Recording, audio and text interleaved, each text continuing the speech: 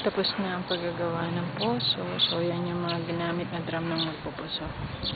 We will get that tomorrow. And ayan yung mga ginagawang bakal ng anilyo. Yan. Nagsusunog pa lang sila ngayon ng kahoy, ng dahon. So, as you can see, may konti pang dahon na natitira. Itong kahoy na to, gagamitin na lang yan na panggatong ng contractor. So, what is remaining is that big truck na hindi kaya pang buhatin, tilad-tiladin pa daw yan. So, uugatan ng puno doon sa dulo. Yun, punong yun, the big trunk of that, still uugatan. May binabayaran tayo na nag-uugat.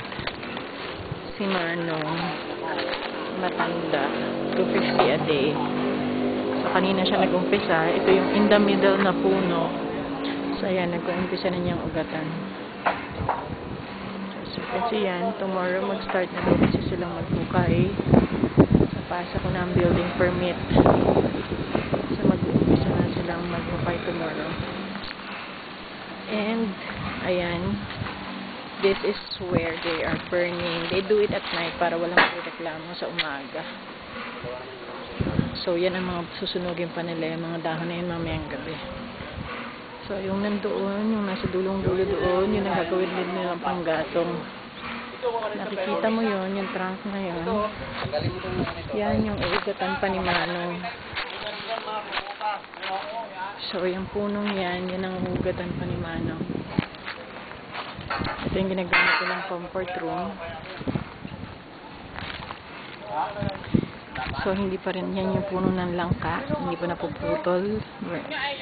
Baka hindi putulin or putulin. Ewan lang natin. May naiwan pa dito isang punong maliit na mangga. Oh, yan. Ewan ko. Siguro puputulin din yan kasi ano yan eh. Diyan ata ang gate ng garahe namin. Pakita ko lang sa iyo. Makalat pa. Pero they are burning it at night. Konti na lang naman. So, that will be the pressure tank na binili natin. So, may additional kahoy pa dyan. Panggatong nila. Yan si Manong. Yan yung uugat. Okay. So, natapos ng magpupuso ngayon. Bukas kami magko-complete ng laying door. Yan yung mga tukbo na magpupuso sa pag-hukay.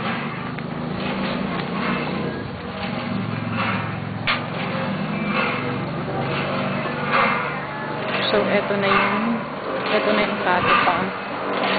Yan na yung cattle pump natin. And yan yung lumang tangke ni magsusoli natin. Ipapalit natin yung pressure tank na nandun. So, eto yung pinanghukay. Eto yung cattle pump natin. So, dyan, as you can see, may tubig na tayong lumalabas. Hindi nga palinaw pa lang.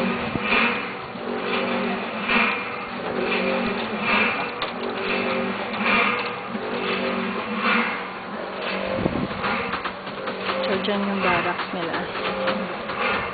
Okay, yan si Mario yung naka-yellow. So, yan na yung pinakang area. So, ito yung naiiwan pang isang puno.